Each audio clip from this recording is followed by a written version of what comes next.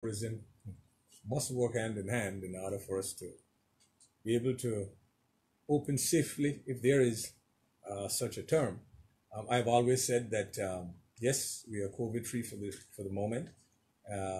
Eventually, we will term experience. I've always said that positive cases here on the island. It is how we deal with the moment, because as you would eventually have known that we will have 3 cases before they would have all recovered.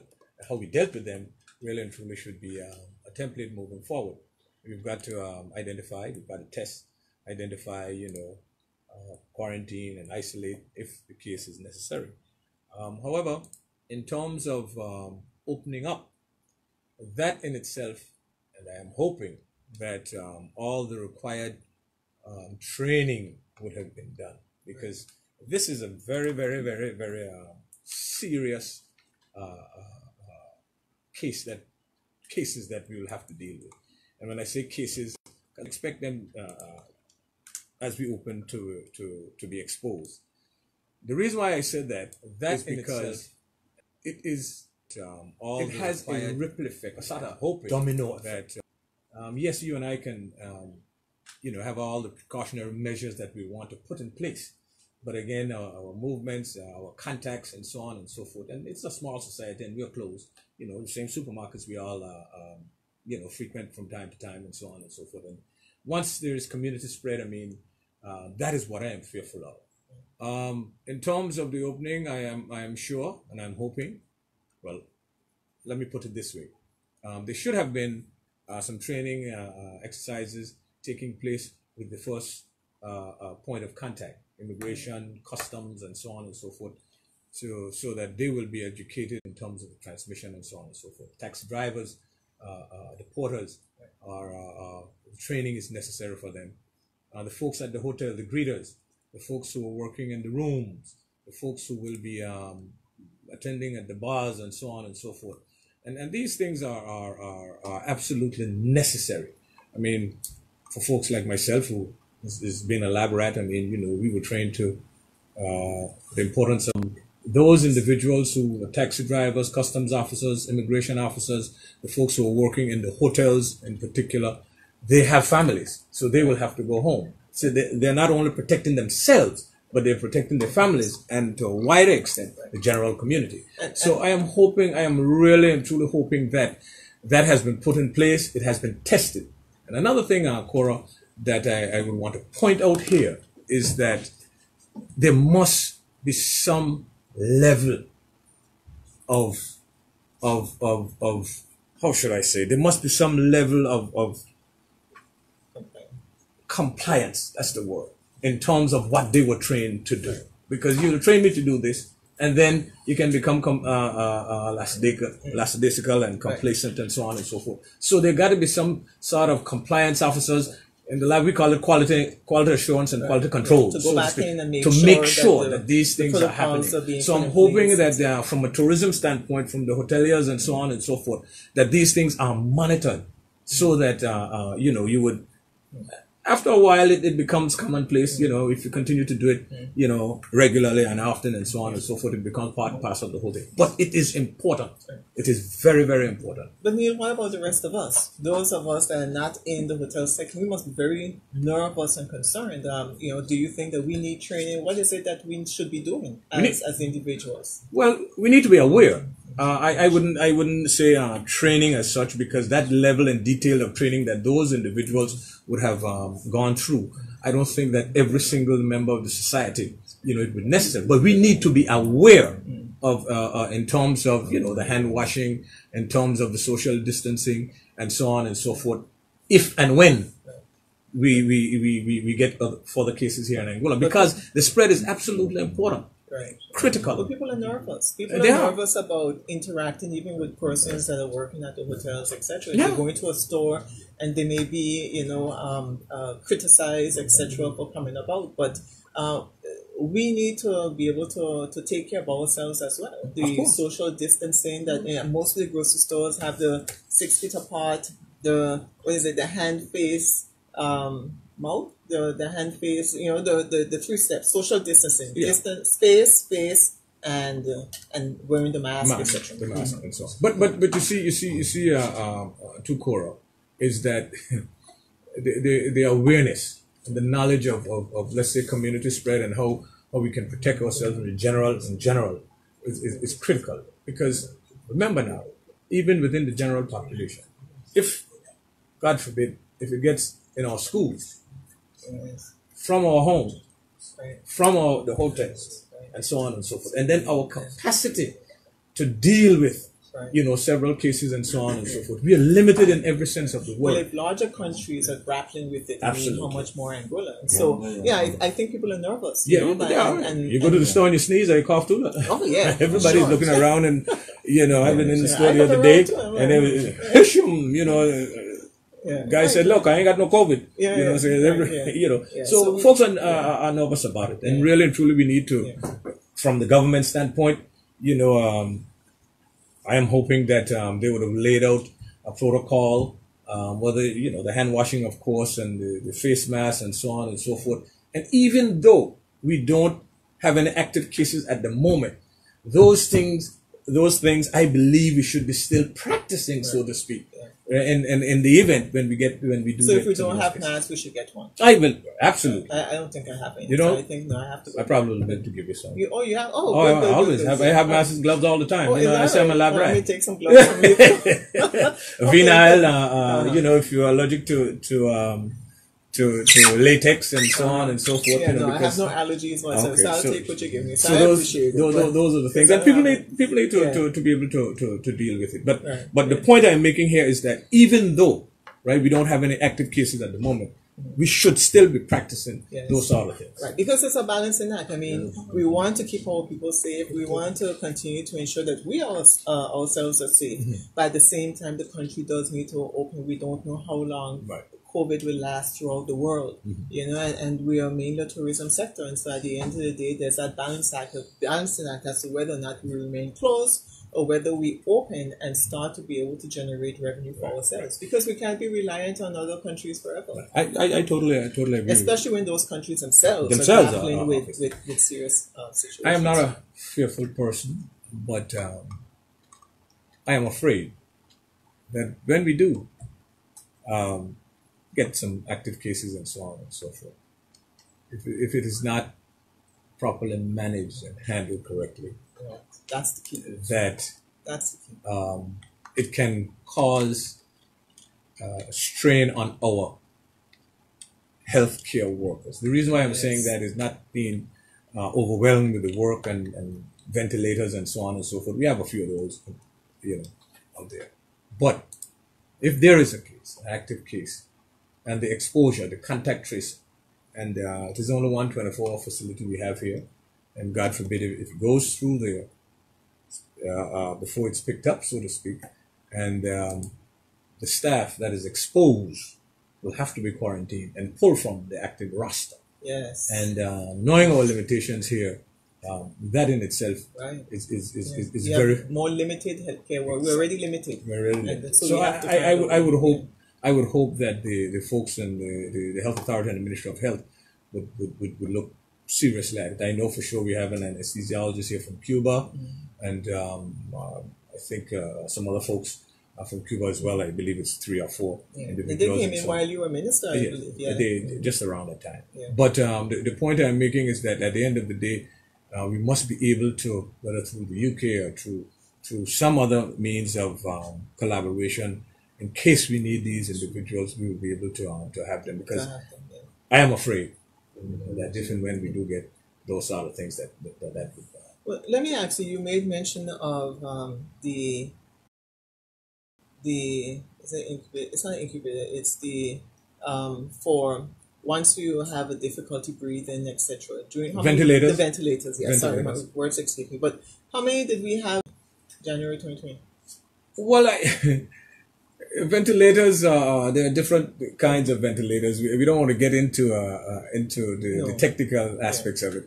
There are some ventilators that you have to intubate the individual. You need an anesthesiologist in order to be able to do that, like when you're going under general anesthesia. We had a few before, but since this COVID thing, we were able to get a number of ventilators, I think, they should have probably about 8 or 10 of them, okay, out there, and so on and so forth. Okay. But having a ventilator and having a ventilator and having one anesthesiologist on island, as we had prior to the arrival of the Cuban team, that anesthesiologist would have been doing general and do both, exactly. which would have been difficult, dealing with COVID patients as exactly. well as you couldn't. With the In other words, right, if you're exposed to that and so on and so forth, you have to be. do one. Right, so do we have two now? Yes, there are two of them here. Right, that sounds so good. there are a lot of these intricate and technical things that must be sought out, and I'm hoping that the doc, with the premier. With his level of expertise and training, would be able to look at some of these things, even though he would have to be caught up as well, whether it's tourism, finance, and everything else. But these are issues that really and truly need in-depth, thought and sorting out as we move forward under these trying times. Right. So you made mention of COVID, and we have the newspaper here. And I see on the front page, we have the government tours and Anguilla program projects. And those ventilators are set up in identified as an isolation unit. Yes. Is that right? Yes. Yeah, and that was done while you were minister. Yeah, there are about 8 to 10 isolation beds that are over there. The psychiatric ward has always been retrofitted for other things, because at one point in time, the administrative offices for the health authority was in that building. They shared with that, and we were able to set that up in case we do have, some cases and so on and so forth. So those things were put in place. You mentioned that the newspaper. I had a chance to look at some of the projects and so on and so forth, and the comments in the paper. The good you do is never remembered, but anytime there's anything unfortunate is never forgotten, so to speak. And I read through it, and there's nowhere in there that the recognition of the past administration in terms of the projects. I guess that were there, and I mean we can take this whole program here looking at it. I look at I suppose it's too much to expect to give recognition for work that's been done for previous government. I mean, actually put these to be open and to the obvious, to those who really looking at things.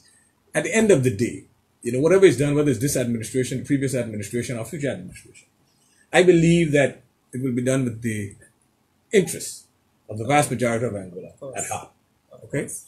And yes, while we are politicians and cloak with the political hat, so to speak, if good is done, you'll have to recognize it. Exactly.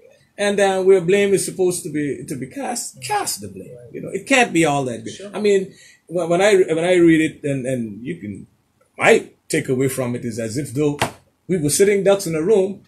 The British government and the British taxpayers' money were just thrown over Anguilla like a cloud. It came down and it stopped. And it went to all the different projects on all the different projects on its own, and there was anything else that none of us would have had would have been involved in. And I want to say this: we've got to thank the British government and the British taxpayers for coming to our rescue during these difficult times. But it was a collaboration. You would have gone to the UK with the former premier. Yes, Mr. Banks. With the discussions concerning the 60 In million. November 2017, months after we attended the General Council meeting in the UK with other ministers from other territories after Hurricane Irma. And that is when the decision had been made by Theresa May, who was the premier at that time, Prime Minister, at that time, to give Anguilla the 60 million pounds.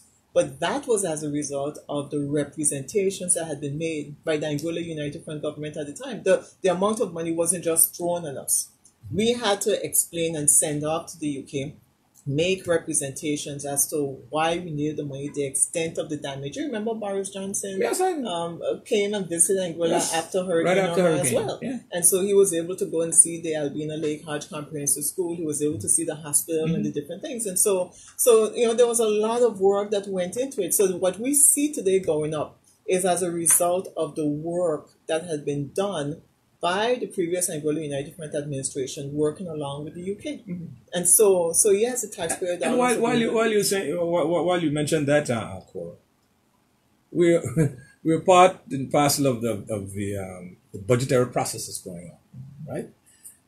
Because of COVID, I'm sure there won't be any joint ministerial council meeting this year. Yes, but I can say this with all certainty that the present administration and the Premier, his government, will have to negotiate with the British government in terms of what the budget is going to look like, whether it's budgetary support. Exactly. So, you can't have your cake and eat it. Right. You are in office now. You have to negotiate with them.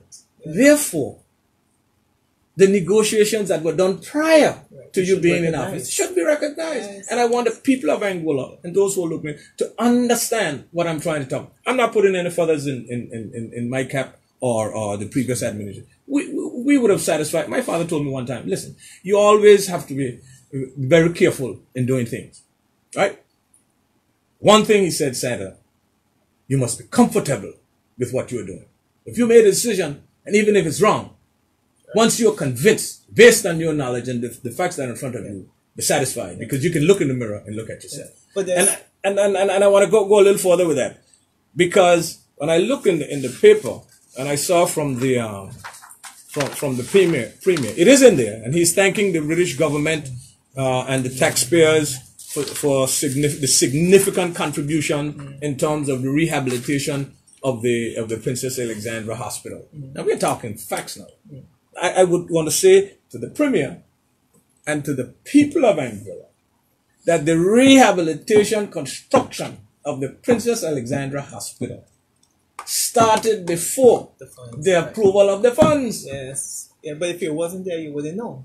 It started before. Right. And those are the sort of things, and we thank the British government. It started before. As a matter of fact, where the patients are being housed now, the roof was replaced on that before these funds became available, before they were even pledged. So where did those funds come from?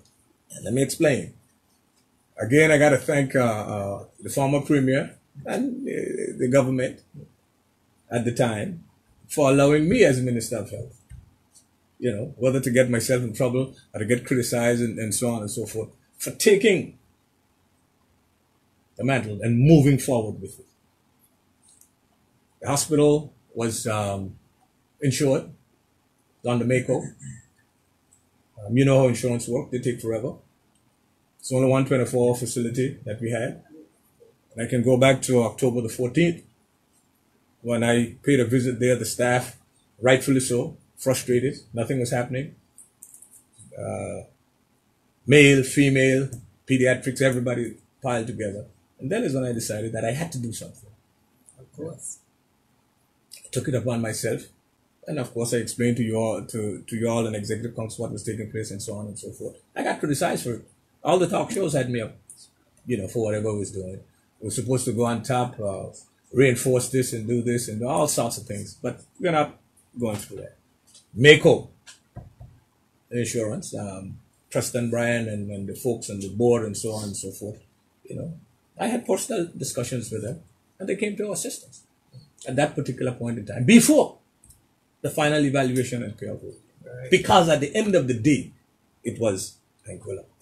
And I want to go back a little further, that prior to Hurricane Irma, the equipment upgrading of the hospital had already begun, because we had already purchased the CT scan that is there at the moment. And again, I want to thank Social Security, Anglic, at that point in time, and it was a direct letter, a correspondence with my signature attached to it, soliciting funds to be able to to get these things done. There were a number of other individuals. Again, Mako made contribution. There were some friends of Anguilla from American visitors and folks who own villas here and so on came to our rescue and had it done. So while it is, and we must all be thankful for the 60 million pounds with all the criticism, because they say all were going to England on a joyride. It wasn't coming back with anything.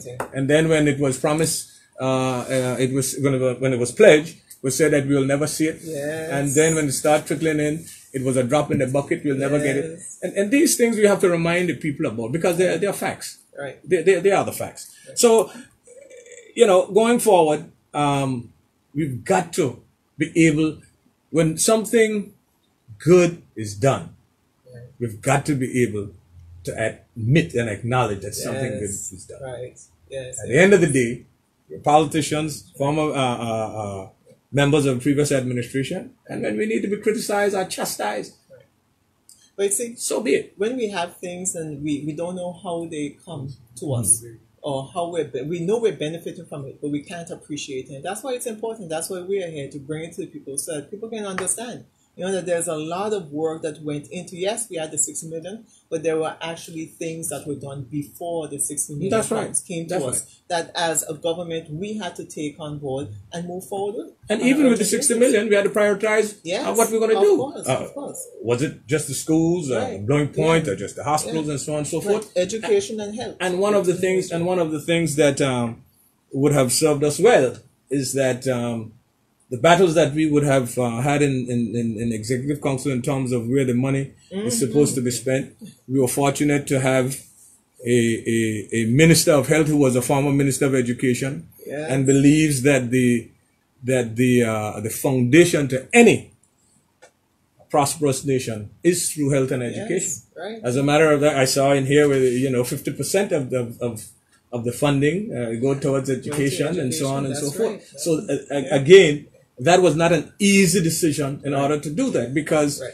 the end of the day, you got ports and you have other things, and then you'll have to make the case whereby, because we know education and health does not have a direct benefit, apart from benefit, a financial return, so to speak. But it is the building blocks where we need to we need to grow. Tourism could have made a pitch for it, because at least customs and finance and so on. Well, there are a lot. There are a lot of suggestions, and I mean, the reality is that there's so many things need to be done in Angola with limited funds, and so especially rebuilding after a Category 5 storm, you have to prioritize. So everything that you want to do, you're not able to do, but you have to take the money and utilize it in the best way possible. And that's what we did. And I have to say that I did receive overwhelming support from the members of Executive Council in terms of pushing through on the education projects. And that's why we can see so many of our school projects are going up today.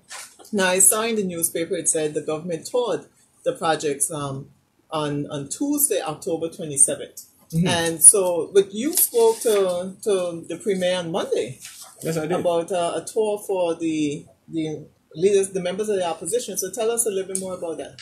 Well, the AP project, the manager for that, I think, is Darren, I believe. Down yes, Darren Forbes, lady. And at the end of the day, out of respect, the Premier and his administration, I wouldn't say would have to sanction, but they should be made aware if we, the opposition, decide that we would want to tour the various facilities. Right.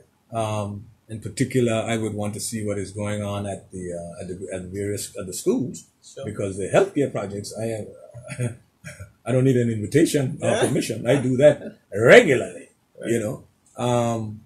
So, you had to reach out to him, and I did, And lo and behold, I mean, they have the priority, the prerogative, I should say, to tour when they want to tour. It's up to them to do that.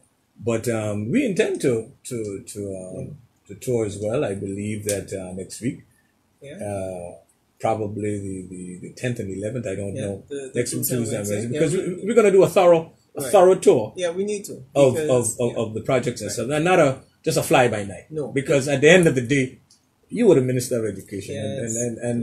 I need to see what's going on in the schools. Yeah. Well, we have a vested interest. You know, we were there. These are the babies that we put, that we created. So we need to be there and see what's going on. But when you spoke with the Premier, he gave you the go ahead. That was Monday morning, and Monday afternoon. Well, I wrote to him asking for or requesting or letting him know that we wanted to visit the schools and the health projects, all the AP projects, and he responded.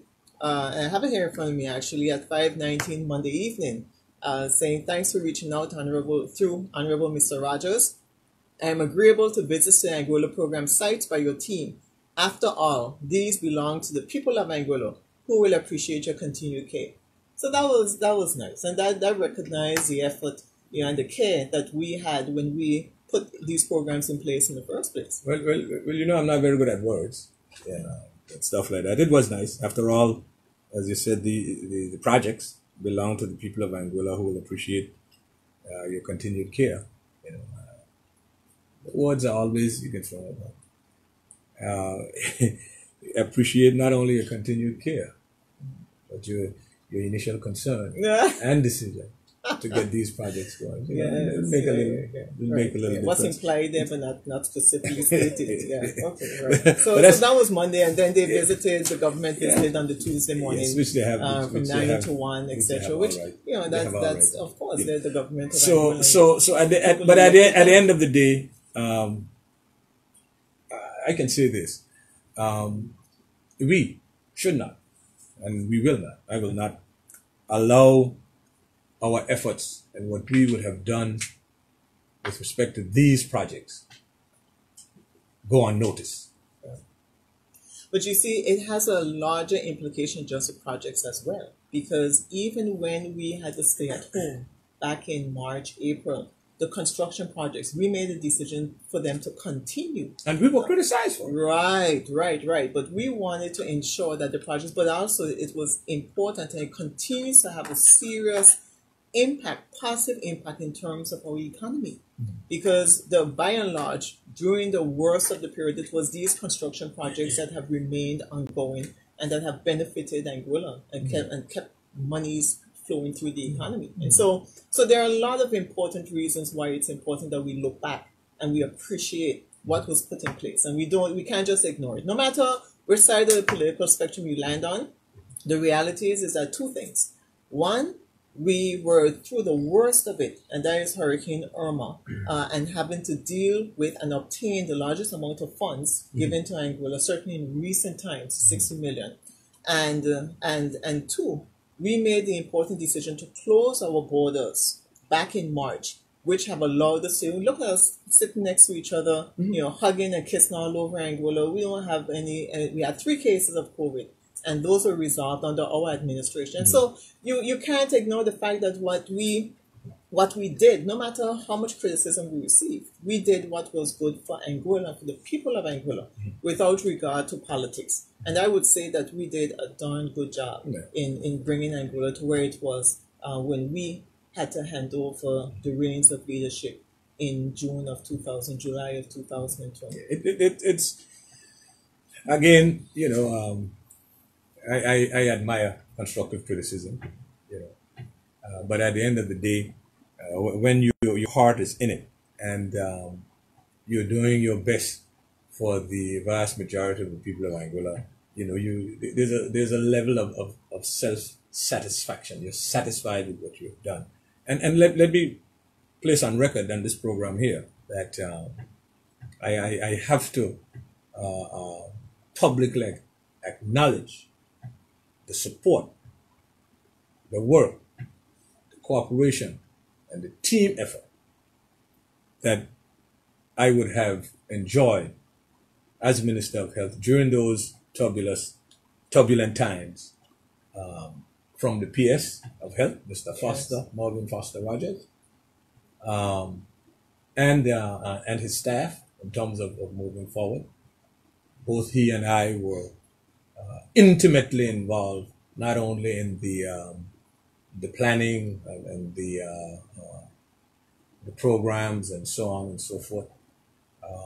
The health authority team, CEO Maza, Ms. Adams, and her team, for the work that we would have put in during those difficult times. Yes. And the grounds that we stood in terms of what we have there today is a testament to the level of cooperation that we would have exhibited as a team in healthcare, knowing exactly what is going on. Same too with education. And let me put on record, our PS at the time, Chanel Petty-Barrett, was, and Don Reed. And Don had been critical in identifying the projects and making the proposals for the Anguilla program in order to unlock the funding. And I remember after Hurricane Irma, I couldn't get back to Anguilla, but the education team was on the ground as soon as they were able to. And former I was deputized Chief Education, thank you very much, Chief Education Officer Rhonda Connor, her house was damaged. And yes, so she was out looking at the schools and seeing what the extent of damage and what needed to be done to get us back. And so it was a whole team effort, as you say, with respect to education that allows what's on the ground. And when you're not there, you can't appreciate it. So when you go on a site visit and you don't have the background, the frame of reference, it's just a site visit, to ooh and ah as to what's taking place. But when you were there in the heat of it in 2017, you know what it took. And those persons in education and health that were there through the thick of the storm would understand the amount of work in order for us to be where we are today. And so I congratulate them and I commend them for all the work that they've done. Well, and continue to do. The name, we dubbed this, just the facts. So I'm sure that those senior civil servants whose name we mentioned would not be put under any undue stress, but also any sort of political attack it's a for whole being ministry, thing. It's just health and education as a whole. Everyone work together. Yeah, it's just a matter of you need leadership. Yeah. Even those names that we didn't call, a lot of names that we called, worked hard behind the scenes. Even though we didn't single them out. And as leader of the opposition, you mentioned that we will do a. Yeah, we're going to do a site visit. Like I said, we wrote on, in fact, we had contacted the governor's office on the Thursday before. And then on Monday, you spoke with the premier. And I wrote to him and he responded Monday afternoon. Tuesday, they did a site visit. But we're going to do our site visit next week. And we want to take the time and go through because we have familiarity with the plans. We have familiarity with what we wanted at each of those projects. And the vision for each of those projects. And so I remember last week we kept saying we're going to talk about it this week, looking at, for instance, the Valley Health Clinic. You said that the health offices are going to go upstairs, and that there's an ambulance, etc. And so doesn't mean, as opposed to talking about it, I think it's much better if we go and revisit. Sure. And that will highlight the amount of work that's been done. And the contractors are doing an excellent job. There is a part here on this site visit. I think it's the Minister of Education is talking about the phasing for the Albina Lake Hodge Comprehensive School. Yeah, I know, but for information purposes and to educate the general public. I mean, that isn't anything new. No. Listen, so I would want you to explain. I mean, in terms of talking about additional funding and so on. Let me explain because it seems I have to say before I explain that it's very easy for people to jump up and criticize, right? When there's an opportunity. So, for instance, if there are other projects that are ongoing and criticize the form of government, but when it's something good, they don't recognize the same form of government. And this is one of the cases where. With the Albina Lake Hodge Comprehensive School, when we decided to relocate the school, it was because we needed to have a bigger campus for our children. We were short on in terms of locations and stuff. We had classrooms in places where we shouldn't really have classrooms. That's right. And just to butt in here, we had a discussion in terms of even the relocation of the Albina Lake Hodge Comprehensive School. Big discussion. And that was even before Hurricane Irma. And the thing about it, remember, even the land, that is the 17.5 acres of land, that was secured under a previous AUF administration for an athletic track. Yes. And remember the discussion in terms of the area here at the old VSS, Albina Lake Hodge Comprehensive School, and using that and so on and so forth. And I had to be convinced a little bit in order to get on board with it because it was for we were looking at expanding even across the street onto the park, up the hill towards Campus B, over at on the hill there near by the Church of God of Holiness. And we were looking at all of those options just so that we can keep the Albina Lake Hodge Comprehensive School Campus A in the same location. But, for various reasons, the land, the location, the size, we simply were not able to be able to expand the school in that location. Then someone came up with the suggestion of us looking at the 17 acres. And when I brought it to government, I know there was some hesitation. But at the end of the day, when you talk about investing in our only high school and putting all of the programs that we want the school to be able to carry, it's a comprehensive school. So it has to cater for everyone. So we needed to have the location and the space to be able to cater for everyone. So the school is built out in 4 phases. Now, the first phase and the second phase, I think, had no difficulty, and neither did the third phase. But the 4th phase is where we had the science and the technical block. And because of the other competing interests at the time, with funding for the 60 million, we found that the total cost of the school that we wanted, in fact, we wanted Campus B to be built next door. And that was an additional cost of $10 million, because what we foresaw was an education campus where you had Campus A, and then next door you had Campus B, and you had the Albina Lake Hodge Comprehensive School in one location, even though separated based on those campuses. But we had to leave Campus B where it was because we did not have the $10 million the $10 million to be able to build it. So we left it where it was. But we definitely needed to build our Campus A to cater for all of the children and all of the classes that we wanted to provide.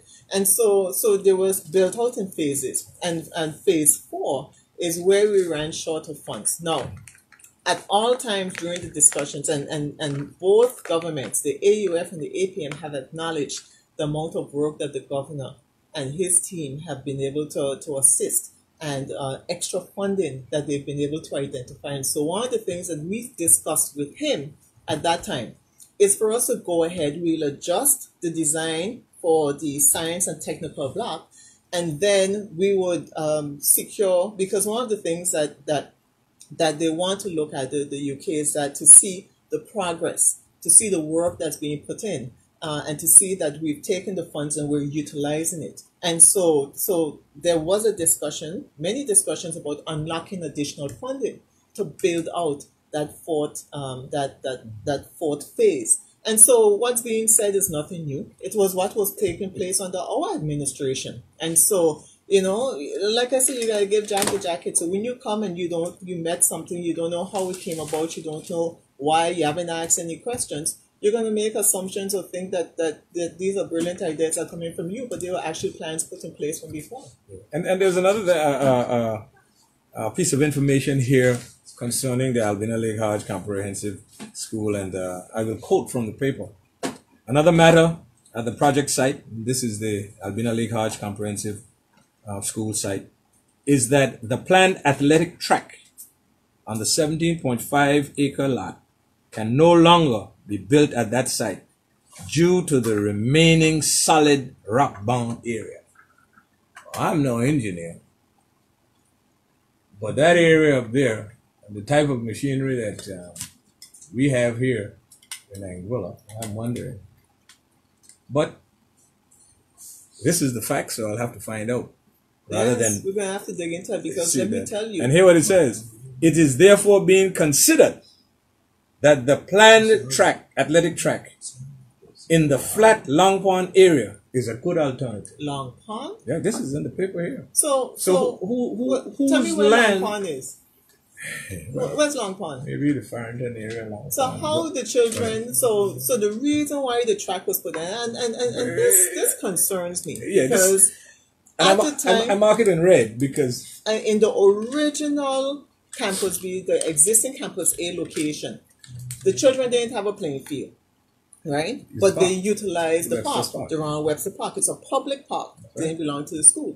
So when we made the decision to relocate, you had to include a playing field. Absolutely. You had to include something for the children. And not only that, it was never intended to be an international track. And I've heard statements being made to suggest that the track was too small for an international track. The reason why it was approved by planning department was because it was never intended to be an international track. It was a track for the school children. That's right. Because they need somewhere to play their sports. Sure. If we've relocated them from the valley next to around Webster Park, the public park, you have to provide facilities for them where they are, and there's sufficient space to be able to allow those facilities to be. It doesn't have to be an international standard. Not when you're providing a playing field and a location for the children. Is the Webster Park international standard? Well, there's a good question, is it? So Webster Park was good enough for them to use, not at an international standard, but the existing location on 17 acres of land is not. And so how they're gonna bus the children to go play sports in the Long Pond? And we're not saying that that the airport, the Webster Park doesn't need them. But here's the thing. Here's the thing, Cora. Why are you gonna get them there? They're gonna walk. We're talking about solid rock. I mean, and I can recall when during the 2005-2010 administration, when we were resurfacing the road, right? When you're going up Sile Hill, you can see that. I mean, it cut through that hill. Right. I mean, there is the equipment here that can bust the solid rock. Of course. Okay. So if you're going to look about comparing the cost, let's say, of cutting the rock, as opposed to moving it to the Long Pond area, who owns the land in the Long Pond area? So I will have to find out if they are going to purchase the land or they're going to lease the land. What would be the arrangements there, let's so find to out speak? who owns that land that they're proposing to look at. Right. Because that's important. And but my other question, how are the children going to get there? You have how many children at the school? 1,200 students. Yeah. Well, at the Albina Lake College, it's a little less because you take out the 200-300 that's at campus fee. So that really oh my gosh, it stood out at me in terms of due to the remaining solid rock bound area. We're on the rock. Yeah, talk to some engineers about this. So I would hope that there is some sort of we are able to do meaningful all sorts of things with the technology and the machinery we have these days, and that rock stops you from creating a playing field. Right. Anyway, let's get the facts and we'll get the facts, and we all are aware of where the site is, the 17.5 acres of land and stuff like that. That is going up. But the question to ask is the relocation more beneficial for the children? Or is it because for political reasons you want to make your mark elsewhere?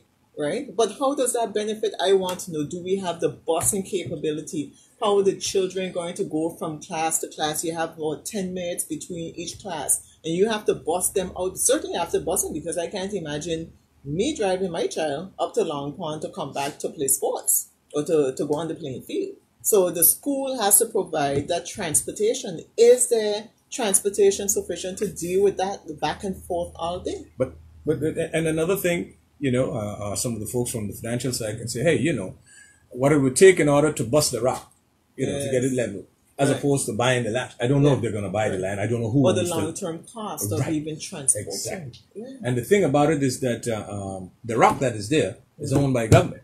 Yes. Right. And there's no issue in terms of the capabilities of busting the rock or removing the rock. Right. Yes, it will be an additional cost in the sense that you'll take a little longer time in order to get it done. Yeah. But the land in the Long Pond area, the flat track in the flat Long Pond area is a good alternative. Wow. So wondering if government, is that government owned? Okay, we'll find out. We'll have to find out exactly. I like to put pen to paper, so let me make a note so that next week we can come back with this information as to and that is where this track is. And I'm reading it verbatim out of the paper. It is here. It is here. But, so make a note of that and let us find out exactly what is going on. With respect to that. Sorry, you were Minister of Sports at the time. Yes, I was. Right? Do you remember the discussion in terms of the track and everything else? And like I said, it wasn't intended to be international track. So what is it that your Did you have a difficulty foreseeing a track being built in that area based on when you were there? None whatsoever. I supported it. I supported it. There were discussions about we wouldn't have had enough funding to put up stands and so on. Right. But in time to come, the area would have been there. Government and, as things pick up and as funding becomes available and so on and so forth, then, you can move on with it. Right. But it's interesting to see that. So I suppose it comes down to will. Political will. At Long Pond. Well, maybe it's a political will to move it in Long Pond area. Well, it depends on who the land belong to. Again, coming back and you're looking at the projects here, see government calls for patience with disputed yacht marina. Oh, yes. I would have heard that the present administration is hands are tied, they're landlocked, so to speak, in terms of what is going on. The point I'm making here is that we talk about Angular program. Yes. The previous administration, yes, there's no mention of what they contributed in their discussions. There's reference to the Angola United Fund administration, this one, in this article. So you see the point. If their hands are tied, the only administration that could have tied their hands was the previous administration. Okay, but so I had to look into this MOU situation. We're gonna have a day where we want to talk about the yacht marina because you and I have spoken and we have varied views and whatever. And that's part of working in a government, right? Where people have varying views, but. There was a mention that there was an MOU signed in May of 2019, and I, for the life of me, couldn't figure out what this MOU was. So I did some digging over the weekend because I was very concerned about this MOU that I wasn't aware of. But it seems like in May of 2019, there was a request for proposals that went out for persons to bid on a marina. It wasn't an MOU that was signed off on, and so what I would say is I'll put it out here. If there's an MOU, I would like to be given a copy of it because the representations that were made that night in this town hall, and of course, there was a lot of reference to the previous government, etc. So, like we said earlier, if it's something good, here's the Anguilla program just above. No reference to the previous AUF administration. The yacht marina. Total references, everything, right? That's what we inherited this and we can't do nothing. But that's not true.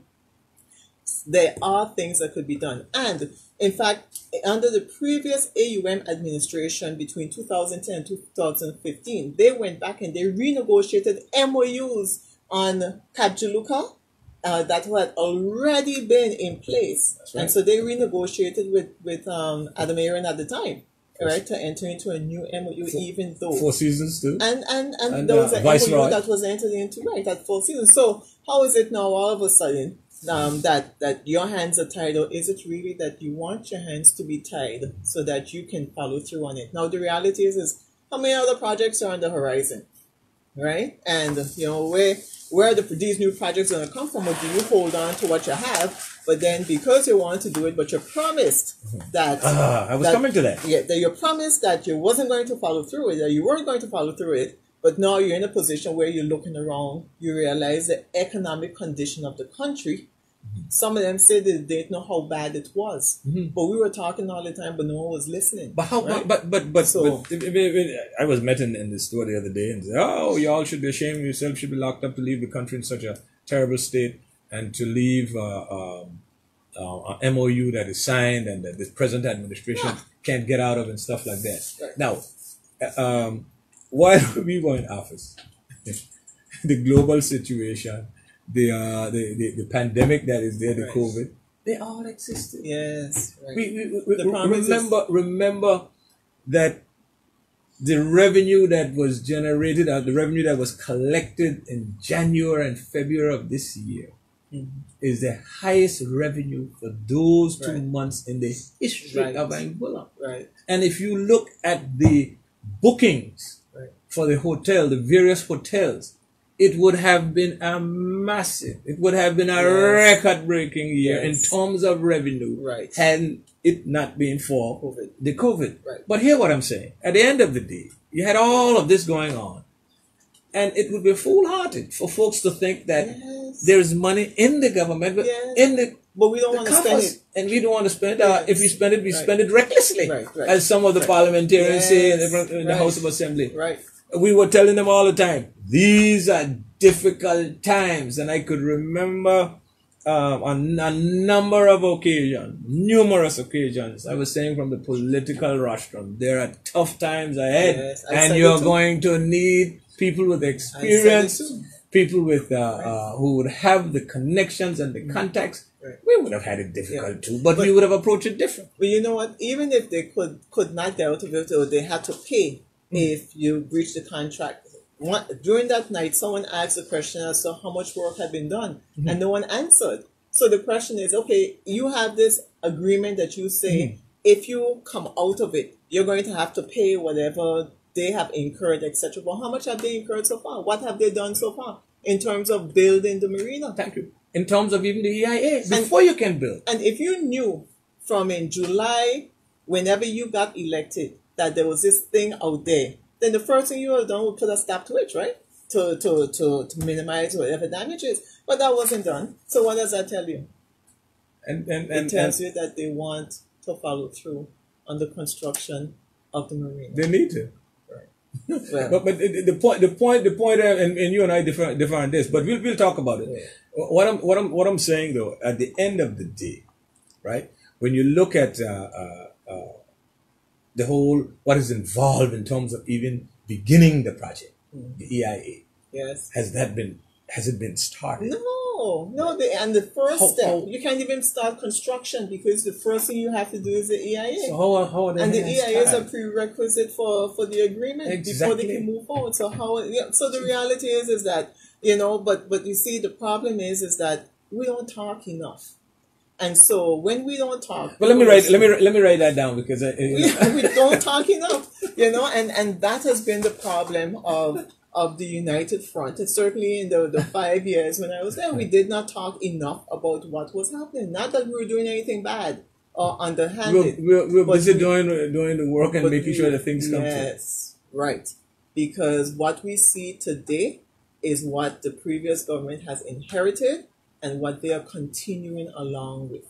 And someone said to me the other day, the more things change, the more they stay the same. Yeah. And so, at the end of the day, we are where we are. We were there for 5 years. We did the best that we could for the people of Angola, even though many persons may not. You know what? We're going to talk about labor as well, because I'm hearing that that people are saying, oh, Cora changed the law and made it difficult and da-da-da-da. And I wish the people of Angola, and I urge the people of Angola to pick up a copy, go on the www.gov.ai website and download the labor law. Read it. You will see for yourself that what's in it is a better piece of legislation than what we had before. It gives you severance pay. It gives you paternity leave that one of our ministers has been able to benefit from. Absolutely. Yes. And you just said that we don't talk enough. Yeah. So we need to talk about that because that is one of the positives that come out of the labor law. Yeah. Okay. We have... And you say one of the ministers? Yeah, well, congratulations actually is due to Minister Kyle Hodge and his wife on a beautiful baby. I have not been able to personally see him to congratulate him. Okay. So he was able to take advantage of the paternity leave? Well, he's on, I would imagine he's on paternity. I believe he made the announcement. And I'm out of that. My goodness. Right, and so it won't benefit me. So. And the 1 year, the doing away with the 1 year contracts, and so we need to spend some time and go through it because a lot of misinformation is being sent out there. But you know what? Sometimes you don't want to listen to what you don't want to listen to. And I could preach until I'm blue in the face, but if you don't want to listen to what I have to say, you're not going to listen. You would prefer to take the negative and the incorrect and the gossip, the incorrect information. Because it feels better for you to accept that than to accept the truth. But the truth is there. Yeah. And I was accosted at the supermarket the other day as well in terms of this program. Which program? This program that we're on now. Oh yeah. I said, look, you won't hear any gossip here. You won't hear any any of the folks like on some of the other stations, whether it's Monday night or Thursday or Saturday or whatever it is. We are here to discuss. And we are not going to bring this hour down to that level, so to speak. You and I are representatives of the people of Angola. We would have had a number of years of experience as ministers of government, and I think that we should be able to, communicate, and we have to speak. We have to. Our voices need to be heard. So, but you know, there's a certain minister of government that before he was elected had a talk show, you know, every Thursday night. Everyone should be, you know, should but be you allowed see, to what speak. people don't understand is that once you're a minister of government, even executive council is considered to be confidential, and so not everything is released or can be released to the public. As a matter of fact. And sorry, let me just finish this. And ministers have a certain role and a certain obligation. So talk shows and all of those other things are not necessarily looked proudly upon, and so that's why you find that the talk show is no longer there. And I want to make this abundantly clear, and it has not changed since we did the drafts. The minutes in executive council that is put out on the website over there is not the entire minutes. There are some things that will have to be didacted, and there are other things that definitely don't go. So I want the public. Right. If there's something that's occurring and you know it's a continuing discussion, sometimes it's not. Sometimes it's a serious financial matter. If it's a serious financial matter or something else affecting someone's life, liberty, etc., it may not necessarily be disclosed as well. And so you go through the minutes and you identify what ought to be uploaded and what isn't. So you know, and so these are the things that it is time. These are the things that the various other talk show hosts are not privy to. Right. That you and I can speak about. Yeah. So we need to talk it. Yes. Right. Absolutely. All right. Well, thank you very much again, Kenville and the entire team here for having us, and we look forward to next Monday, God's willing, 12 noon to 1 p.m. so that we can discuss a number of other issues affecting Angola and where we need to to move on. And then on Monday, we'll identify the time that we're going to be visiting the different projects and stuff, and we'll go into detail and then talk more about that. Yeah. Thank you all very much. Thank you.